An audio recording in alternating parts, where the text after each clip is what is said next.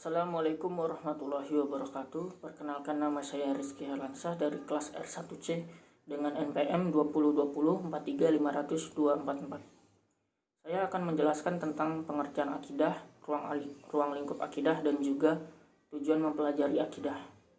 Yang pertama adalah pengertian akidah. Secara umum, pengertian akidah adalah sebuah ikatan atau kepercayaan kuat dalam diri seseorang terhadap apa yang diimaninya. Di dalam Islam, akidah meliputi keimanan kepada Allah Subhanahu wa Ta'ala beserta sifat-sifatnya. Akidah menjadi ilmu pengetahuan yang digunakan dalam memahami segala bentuk perkara yang memiliki kaitan terhadap keyakinan kepada Allah Subhanahu wa Ta'ala dan segala sifat-sifat kesempurnaannya.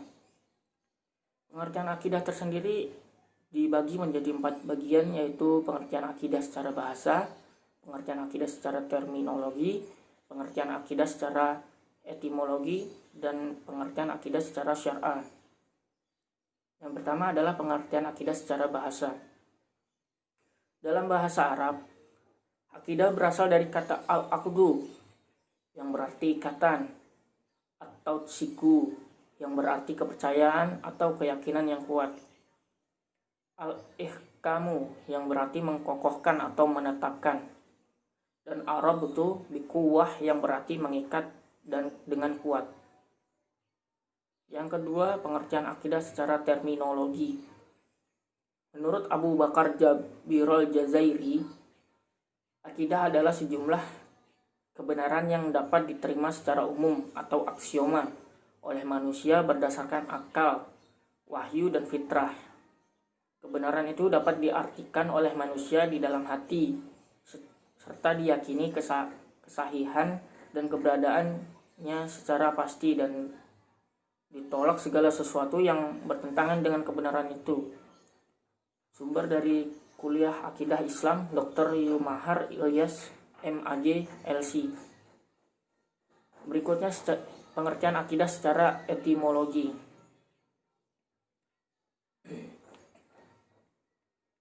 Pengertian akidah secara etimologi adalah akidah berasal dari kata aqd yang berarti pengikatan. Akidah adalah apa yang diyakini oleh seseorang. Akidah merupakan perbuatan hati, yaitu kepercayaan hati dan pembenaran terhadap sesuatu. Yang keempat, pengertian akidah secara syar'ah, yaitu beriman kepada Allah, para malaikatnya, kitab-kitabnya, para rasulnya, dan kepada hari akhir, serta kepada qada baik yang baik maupun yang buruk, atau rukun iman.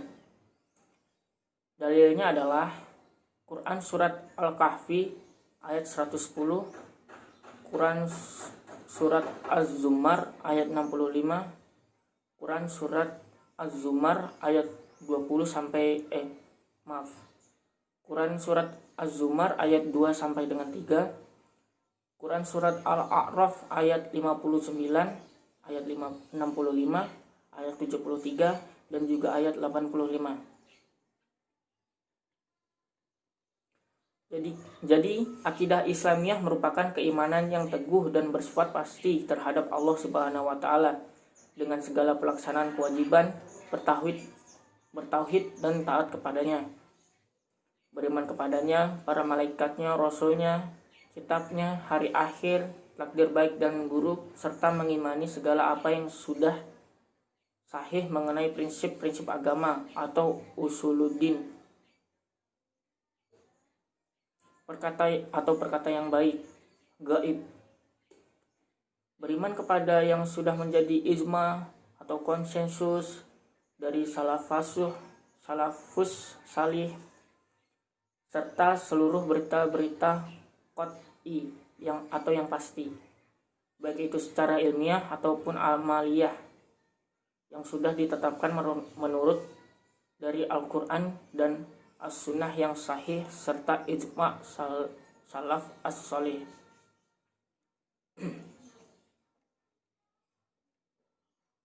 Yang kedua, ruang lingkup akidah. Kajian akidah menyangkut keyakinan umat Islam atau iman, karena itulah secara formal Ajaran dasar tersebut terangkum dalam rukun iman yang keenam.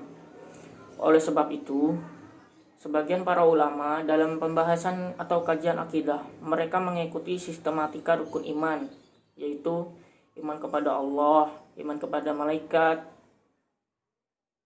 termasuk pembahasan tentang makhluk rohani seperti jin, iblis, dan setan maksudnya. Iman kepada kitab-kitab Allah, iman kepada Nabi dan Rasulullah, iman kepada hari akhir, dan iman kepada qada dan qadar Allah Subhanahu wa taala.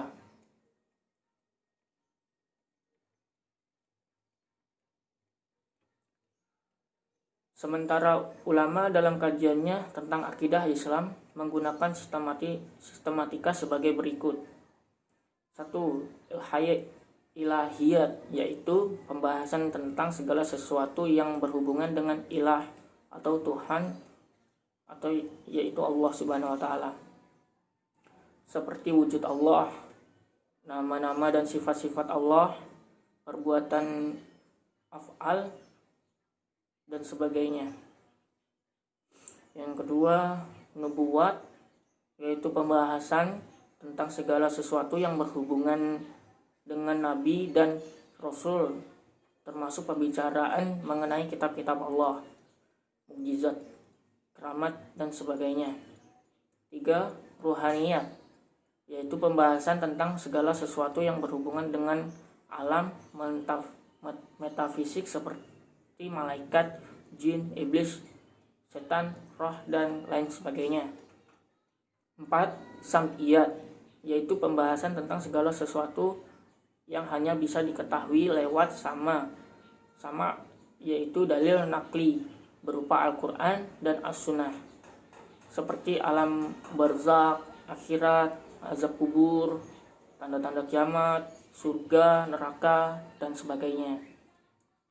Berbeda dengan dua sistematika di atas,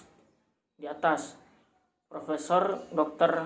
Hadi Syahrin Harahap MA dalam ensiklopedia Akidah Islam menjabarkan objek kajian akidah mengacu pada 3 kajian pokok, yaitu yang pertama, pengenalan terhadap sumber ajaran agama atau ma'rifatul mabda, yaitu kajian mengenai Allah, termasuk dalam bidang ini sifat-sifat semestinya atau wajib, yang semestinya tidak ada, mustahil, dan yang boleh ada dan tiada atau jaiz bagi Allah. Menyangkut dengan bidang ini pula, apakah Tuhan bisa dilihat pada hari kiamat atau ru'ya Allah. Yang kedua, pengenalan terhadap pembawa kabar atau berita, keagamaan, ma'rifat al-wasitah. Bagian ini mengkaji tentang utusan-utusan Allah, Nabi dan Rasul, yaitu kemestian keberadaan mereka, sifat-sifat yang semestinya ada atau wajib, yang semestinya tidak ada atau mustahil, serta yang boleh ada dan tiada atau jaiz bagi mereka. Dibicarakan juga tentang jumlah kitab suci yang wajib dipercayai, termasuk juga ciri-ciri kitab suci. Kajian lainnya ialah mengenai malaikat atau menyangkut hakikat, tugas, dan fungsi mereka. Dan yang ketiga, pengenalan terhadap masalah-masalah yang terjadi kelak di seberang kematian atau ma'rifat al-ma'ad.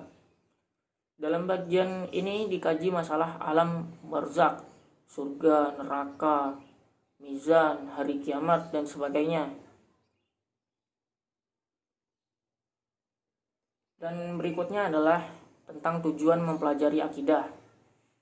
Tujuan mempelajari akidah yang pertama adalah 1. Untuk mengetahui petunjuk hidup yang benar dan bisa membedakan mana yang benar dan mana yang salah, sehingga hidup hanya untuk mencari keridhaan Allah Subhanahu wa taala. Yang kedua, menghindarkan diri dari berbagai macam pengaruh kehidupan yang sesat ataupun bahkan jauh dari petunjuk hidup yang benar. Yang ketiga, mampu meningkatkan ibadah kepada Allah Subhanahu wa taala. Yang keempat, bisa membersihkan akal dan pikiran dalam ketenangan jiwa. Yang kelima, mengikuti para rasul akan segala bentuk tujuan dan perbuatannya. Yang keenam, bisa beramal baik hanya semata-mata karena Allah Subhanahu wa taala. Yang ketujuh, ikhlas dan selalu menegakkan agamanya dan memperkuat tiang penyangganya. Yang kedelapan, mengharapkan kebahagiaan dunia dan kebahagiaan akhirat. Berikutnya, manfaat akidah. Yang pertama, sebagai sumber dan motivator berbuat kebaikan. Yang kedua, membimbing manusia ke jalan yang benar dan diridhoi Allah Subhanahu wa taala sehingga selamat dunia dan akhirat. 3. Mengeluarkan jiwa manusia dari kegelapan, kekacauan dan kegoncangan hidup yang dapat menyesatkan. 3. Maksudnya 4. Mengantarkan manusia kepada kesempurnaan lahir dan batin. Yang kelima, memupuk dan melahirkan kesehatan mental seseorang. Yang keenam, memberikan pengajaran dan pendidikan ilmu tauhid. Yang ketujuh, mendapat pahala dari Allah Subhanahu wa taala. Sekian dari saya tentang penjelasan pengertian akidah, ruang lingkup akidah, dan tujuan mempelajari akidah. Kurang dan lebihnya mohon maaf. Wabillahi taufik wal hidayah. Wassalamualaikum warahmatullahi wabarakatuh.